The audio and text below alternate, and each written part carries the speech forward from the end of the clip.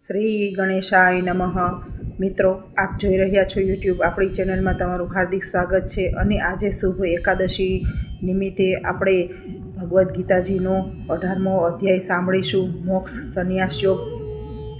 ભગવદ્ ગીતાનો અંતિમ અધ્યાય સૌથી દીર્ઘતમ છે અને તેમાં અનેક વિષયોને આવરી લેવામાં આવ્યા છે. અર્જુને કહ્યું, હે મહાભુજાઓવાળા શ્રી કૃષ્ણ, હું સંન્યાસ અને ત્યાગ આ બંનેની પ્રકૃતિ અંગે જાણવા ઈચ્છું છું. હે ઋષિકેશ, હું આ બંને વચ્ચેની પૃથકતા અંગે પણ જાણવા ઈચ્છું છું. પરમ દિવ્ય ભગવાન બોલ્યા, કામનાઓથી અભિપ્રેરિત કર્મોનો ત્યાગ કરવો તેને બુદ્ધિમાન લોકો સંન્યાસ સમજે છે. સર્વે કર્મોના ફળોનો ત્યાગ કરવો તેને વિદ્વાનો ત્યાગ તરીકે ઘોષિત કરે છે. કેટલાક વિદ્વાનો જણાવે છે કે સર્વે કર્મોને દોષપૂર્ણ ગણીને તેમનો ત્યાગ કરવો જોઈએ, જ્યારે અન્ય વિદ્વાનો માને છે કે યજ્ઞ, દાન અને તપ જેવા કર્મોનો કદાપી ત્યાગ કરવો જોઈએ નહીં. હવે ત્યાગના વિષયમાં મારો નિષ્કર્મ સાંભળ. હે મનુષ્યોમાં વ્યાધ્ર, ત્યાગના 3 પ્રકારો જણાવવામાં આવ્યા છે. યજ્ઞ, દાન અને તપને આધારિત કાર્યોને કદાપી પરિત્યાગ કરવો જોઈએ નહીં, તેમનું અવશ્ય પાલન કરવું જોઈએ. વાસ્તવમાં યજ્ઞ, દાન અને તપના કાર્યો મહાત્માઓને પણ શુદ્ધ કરનારા છે. આ કર્તવ્યોનું પાલન આસક્તિ તથા ફળની અપેક્ષા રાખ્યા વિના કરવું જોઈએ. હે અર્જુન, આ મારો નિશ્ચિત તથા ઉત્તમ મત છે. નિયત કર્તવ્યોને કદાપી ત્યજવા જોઈએ નહીં. આવા ભ્રમિત સંન્યાસને તામસી ગણવામાં આવે છે. નિયત કર્તવ્યનો ત્યાગ કરી દેવો કારણ કે તે દુઃખદાયક અને શરીર માટે કષ્ટદાયક છે, તેને રાજસિક ત્યાગ કહેવામાં આવે છે. આવો ત્યાગ કદાપી ઉન્નતિ માટે લાભદાયક નીવડતો નથી. જ્યારે કર્તવ્યને ઉત્તરદાયિત્વના પ્રતિભાવ સ્વરૂપે કરવામાં આવે છે અને વ્યક્તિ કોઈ પણ પ્રકારના ફળ પ્રત્યેની આસક્તિનો ત્યાગ કરે છે, ત્યારે તે ત્યાગને સાત્વિક માનવામાં આવે છે. જે લોકો ન તો પ્રતિકૂળ કાર્યની ઉપેક્ષા કરે છે કે ન તો અનુકૂળ કાર્ય પ્રત્યે આસક્ત થાય છે, એવા મનુષ્યો વાસ્તવિક ત્યાગી છે. તેઓ સાત્વિકતાના ગુણોથી સંપન્ન છે તથા કાર્યની પ્રકૃતિ અંગે સંશયરહિત છે. દેહધારી જીવો માટે પૂર્ણપણે પ્રવૃત્તિઓનો પરિત્યાગ કરવો અસંભવ છે, પરંતુ જેઓ તેમના કર્મોના ફળોનો પરિત્યાગ કરે છે તેઓ વાસ્તવિક ત્યાગી કહેવાય છે. જે લોકો વ્યક્તિગત ફળ પ્રત્યે આસક્ત હોય છે તેમને મૃત્યુ પશ્ચાત પણ કર્મોના 3 પ્રકારના ઇષ્ટ, અનિષ્ટ તથા મિશ્ર ફળો પ્રાપ્ત થાય છે. પરંતુ જે લોકો તેમના કર્મોના ફળોનો ત્યાગ કરી દે છે તેમને અહીં કે મૃત્યુ પશ્ચાત પણ આવા કોઈ પણ ફળો ભોગવવા પડતા નથી. હે અર્જુન, હવે સર્વ કર્મોની સિદ્ધિ માટે સાંખ્ય સિદ્ધાંતમાં ઉલ્લેખિત 5 તત્વો અંગેનું મારી પાસે શ્રવણ કર, જે કર્મોના પ્રતિભાવો કેવી રીતે રોકવા તે અંગે સ્પષ્ટતા કરે છે. શરીર, કર્તા, વિવિધ ઇન્દ્રિયો, અનેક પ્રકારના પ્રયાસો તથા દિવ્ય પરમાત્મા કર્મના આ 5 તત્વો છે. શરીર, વાણી અથવા મન દ્વારા કરવામાં આવતા ઉચિત કે અનુચિત કોઈ પણ કર્મોમાં આ 5 તત્વો ભાગ ભજવે છે. જેઓ આ જ્ઞાન ધરાવતા નથી તેઓ આત્માને એકમાત્ર કર્તા માને છે. તેમની અશુદ્ધ બુદ્ધિને કારણે તેઓ વિષયને મૂળ સ્વરૂપે જોઈ શકતા નથી. જે લોકો કર્તા હોવાના અહંકારથી મુક્ત છે તથા જેની બુદ્ધિ આસક્ત થતી નથી, તેઓ જીવોને હણવા છતાં પણ ન તો હણે છે કે ન તો તેઓ કર્મોથી બદ્ધ થાય છે. જ્ઞાન, જ્ઞેય અને જ્ઞાતા આ 3 પરિબળો છે જે કર્મને પ્રેરિત કરે છે. કર્મનું સાધન સ્વયં કર્મ અને કર્તા આ કર્મના 3 ઘટકો છે. સાંખ્ય દર્શનમાં જ્ઞાન, કર્મ અને કર્તાને તેમના 3 માયિક ગુણોને અનુસાર 3 પ્રકારોમાં વર્ગીકૃત કરવામાં આવ્યા છે.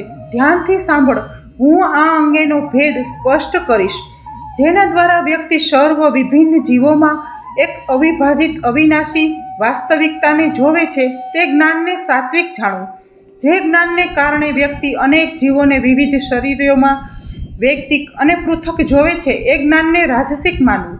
તે જ્ઞાનને તમોગુણી કહેવામાં આવે છે, જેમાં વ્યક્તિ એક અલ્પ અંશની વિભાજન લિપ્ત રહે છે, જાણે કે તેમાં પૂર્ણ સમાવષ્ટિ હોય છે, જે ન તો ઉચિત કારણથી યુક્ત હોય છે કે ન તો સત્ય પર આધારિત હોય છે, જે કર્મ શાસ્ત્રોક્ત અનુસાર છે, જે રાગ દ્વેષ રહિત છે તથા જે ફળની કામના રાખ્યા વિના કરવામાં આવે છે તેને સાત્વિક કહેવાય છે. જે કર્મ સ્વાર્થયુક્ત કામનાથી પ્રેરિત છે, અહંકાર સાથે કરવામાં આવે છે અને તણાવથી પૂર્ણ છે તેને રજોગુણી કહેવામાં આવે છે. જે કર્મ મોહવશ પોતાના સામર્થ્યનો વિચાર કર્યા વિના પરિણામોનો અને નુકસાનનો અનાદર કરીને તથા અન્યની હિંસા કે ઈજા કરીને આરંભ કરવામાં આવે છે તેને તામસી કહેવામાં આવે છે.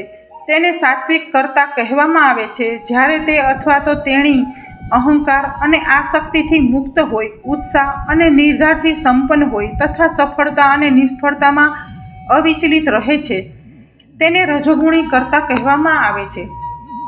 જ્યારે તે કે તેણી કર્મના ફળની તૃષ્ણા સેવે છે, લોભી, હિંસાત્મક, અપવિત્ર હોય છે અને હર્ષ તથા શોકથી વિચલિત થાય છે. જે બિન અનુશાસિત, અભદ્ર, જિદ્દી, કપટી, આળસુ, ખીન અને કામ કરવામાં શિથિલ હોય છે તેને તમોગુણી કર્તા કહેવાય છે. હે અર્જુન, હવે તને માયિક પ્રકૃતિના 3 ગુણો અનુસાર વિભિન્ન પ્રકારની બુદ્ધિ અને સંકલ્પના તફાવત વિશે હું વિસ્તૃત રીતે વર્ણન કરીશ. હે પાર્થ, જે કયું કર્મ ઉચિત છે અને જે કયું કર્મ અનુચિત છે, કર્તવ્ય શું છે અને અકર્તવ્ય શું છે, શાનાથી ભયભીત થવાનું છે અને શાનાથી ભયભીત થવાનું નથી, શું બંધન કરતા છે અને શું મુક્તિ કરતા છે તે જાણે છે તેવી બુદ્ધિને સત્વગુણી બુદ્ધિ કહેવામાં આવે છે.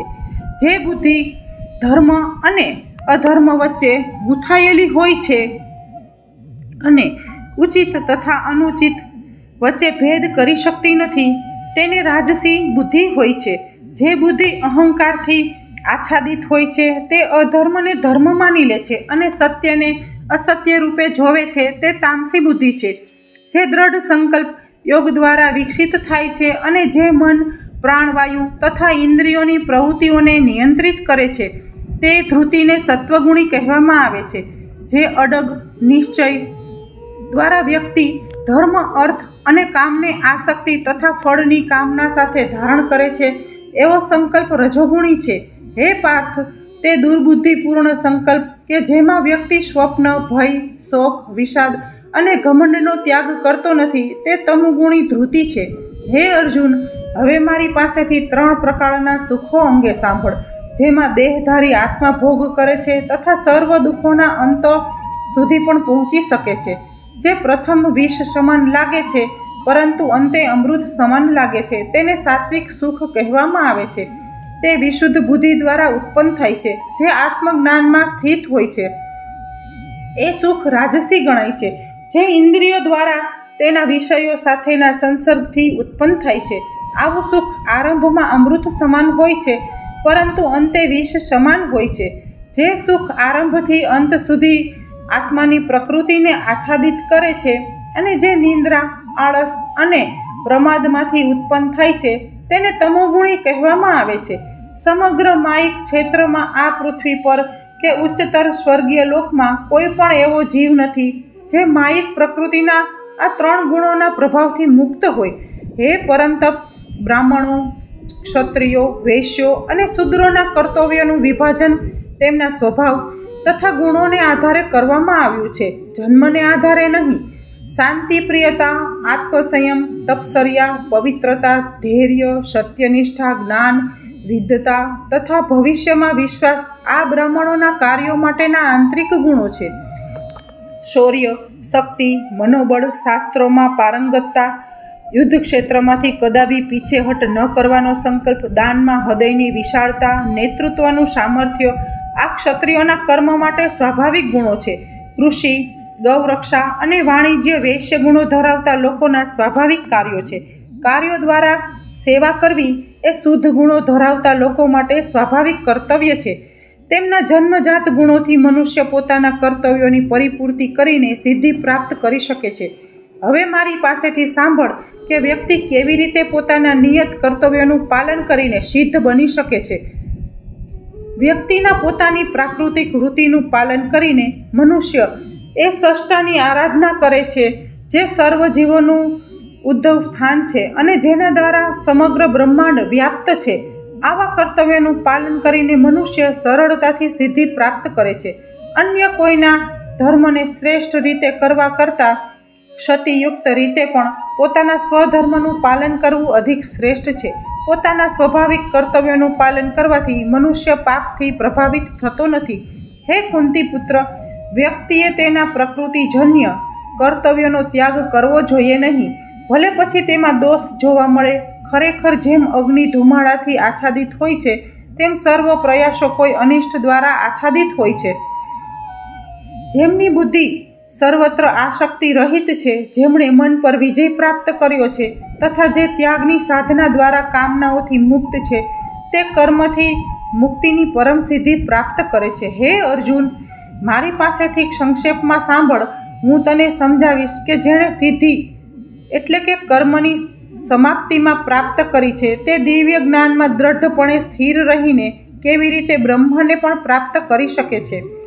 તે વ્યક્તિ બ્રહ્મની પ્રાપ્તિ માટે પાત્ર છે. જે વ્યક્તિ ધ્વનિ તથા અન્ય ઇન્દ્રિય વિષયોનો ત્યાગ કરીને રાગ તથા દ્વેષથી મુક્ત થઈને શુદ્ધ બુદ્ધિ ધરાવે છે તથા ઇન્દ્રિયોને દ્રઢતાપૂર્વક સંયમમાં રાખે છે, આવી વ્યક્તિ એકાંતમાં પ્રસન્ન રહે છે, અલ્પ આહાર કરે છે, શરીર, મન તથા વાણીને નિયંત્રિત કરે છે, સદૈવ ધ્યાનમાં લીન રહે છે અને વૈરાગ્યની સાધના કરે છે.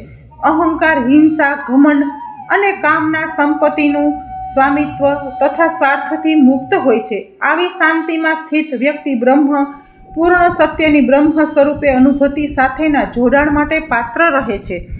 જે દિવ્ય બ્રહ્મમાં સ્થિત હોય છે તે માનસિક રીતે શાંત બને છે. તે શોક કરતો નથી કે કામના રાખતો નથી. સર્વ જીવો પ્રત્યે સમાન ભાવ ધરાવતો હોય એવો યોગી મારી પરમ ભક્તિ પ્રાપ્ત કરે છે.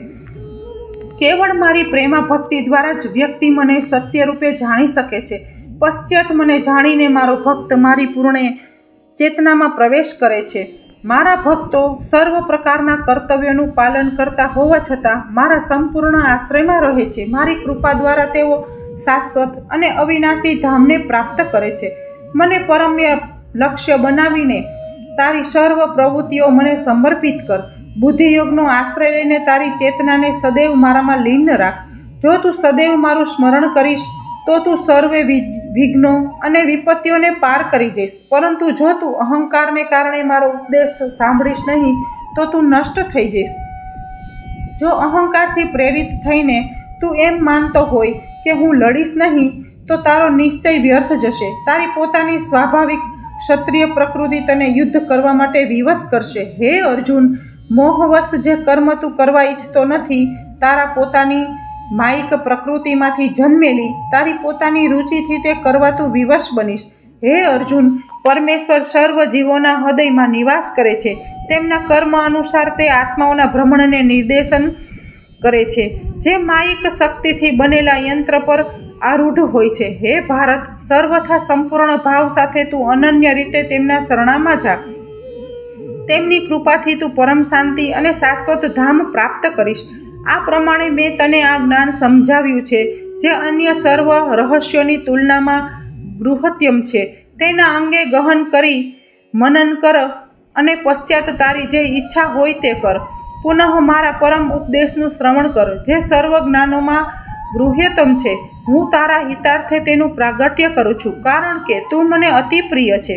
સદૈવ મારું ચિંતન કર, મારો ભક્ત થા, મારી આરાધના કર અને મને નમસ્કાર કર. આ પ્રમાણે કરીને તું નિશ્ચિતપણે મારી પાસે આવીશ. આ મારી તારા પ્રત્યે પ્રતિજ્ઞા છે, કારણ કે તું મને અતિ પ્રિય છે. સર્વ પ્રકારના ધર્મોનો ત્યાગ કર અને કેવળ મારા શરણમાં આવી જા. હું તને સર્વ પાપયુક્ત કર્મફળોમાંથી મુક્ત કરીશ, ભયભીત થઈશ નહીં. આ ઉપદેશ જે તપસ્વી નથી અથવા જે ભક્ત નથી તેને કદાપી કહેવો જોઈએ નહીં. જે લોકો આધ્યાત્મિક વિષયોના શ્રવણથી વિમુખ હોય અને વિશેષ કરીને જે લોકો મારી ઈર્ષા કરે છે તેમને કદાપી કહેવો જોઈએ નહીં. જે લોકો મારા ભક્તોને આ પરમ ગૃહ્ય જ્ઞાનનું શિક્ષણ આપે છે તેઓ પ્રેમનું મહાન કાર્ય કરે છે. તેઓ મારી પાસે આવશે તેમાં કોઈ સંશય નથી. તેમનાથી અધિક પ્રેમપૂર્વક સેવા અન્ય કોઈ મનુષ્ય કરતા નથી અને મને આ પૃથ્વી પર તેમનાથી અધિક પ્રિય કોઈ નથી. અને હું ઘોષણા કરું છું કે જે લોકો આપણા આ પવિત્ર સંવાદનું અધ્યયન કરશે તે તેમની બુદ્ધિ દ્વારા જ્ઞાનરૂપી યજ્ઞ દ્વારા મારી આરાધના કરશે, એવો મારો અભિપ્રાય છે. જેઓ શ્રદ્ધાપૂર્વક તથા ઈર્ષા રહિત થઈને કેવળ આ જ્ઞાનનું શ્રવણ માત્ર કરે છે તેઓ સર્વ પાપોથી મુક્ત થઈ જશે અને શુભ લોક પ્રાપ્ત કરશે, જ્યાં પુણ્યાત્માઓ નિવાસ કરે છે. હે અર્જુન, તે મને એકાગ્ર ચિત્તે સાંભળ્યો છે. શું તારી અજ્ઞાન અને મોહ નષ્ટ થઈ ગયા છે? અર્જુને કહ્યું, હે અચ્યુત, આપની કૃપા દ્વારા મારો મોહ દૂર થયો છે અને હું જ્ઞાનમાં સ્થિત થયો છું. હું હવે સંશયથી મુક્ત છું અને હું આપની આજ્ઞા અનુસાર કર્મ કરીશ. સંજયે કહ્યું, આ પ્રમાણે મેં વાસુદેવ પુત્ર શ્રી કૃષ્ણ અને ઉમદા હૃદય ધરાવતા પૃથાપુત્ર અર્જુન વચ્ચેનો આ અદ્ભુત સંવાદ સાંભળ્યો. આ સંદેશ એટલો રોમાંચક છે કે મારા રૂવાડા ઊભા થઈ ગયા છે. વેદવ્યાસની કૃપા દ્વારા સ્વયં યોગેશ્વર શ્રી કૃષ્ણ પાસેથી મેં આ પરમ અને ગૃહ્યતમ યોગ સાંભળ્યો છે. હે રાજા, શ્રી કૃષ્ણ અને અર્જુન વચ્ચેના આ અદ્ભુત તથા વિસ્મયકારી સંવાદનું હું જેમ જેમ વારંવાર શ્રવણ કરું છું તેમ તેમ હું પુનઃ હર્ષ વિભોર થઈ જાઉં છું અને શ્રી કૃષ્ણના તે અત્યંત વિસ્મયકારક અને અદ્ભુત વિશ્વરૂપનું સ્મરણ કરીને હું અધિક અને અધિક આશ્ચર્યચકિત થઈ જાઉં છું અને હું પુનઃ આનંદથી રોમાંચિત થાઉં છું. જય યોગેશ્વર શ્રી કૃષ્ણ છે અને જ્યાં મહાન ધનુર્ધર અર્જુન છે ત્યાં નિશ્ચિતપણે અનંત ઐશ્વર્ય, વિજય, સમૃદ્ધિ અને ધર્મ રહેશે. આ મારો નિશ્ચિત મત છે. શ્રીમદ ભગવદ્ ગીતા શ્રી કૃષ્ણ અર્જુન સંવાદ મોક્ષ સંન્યાસ યોગો નામનો 18મો અધ્યાય સમાપ્ત. બોલો કૃષ્ણ કનૈયા લાલ કી જય.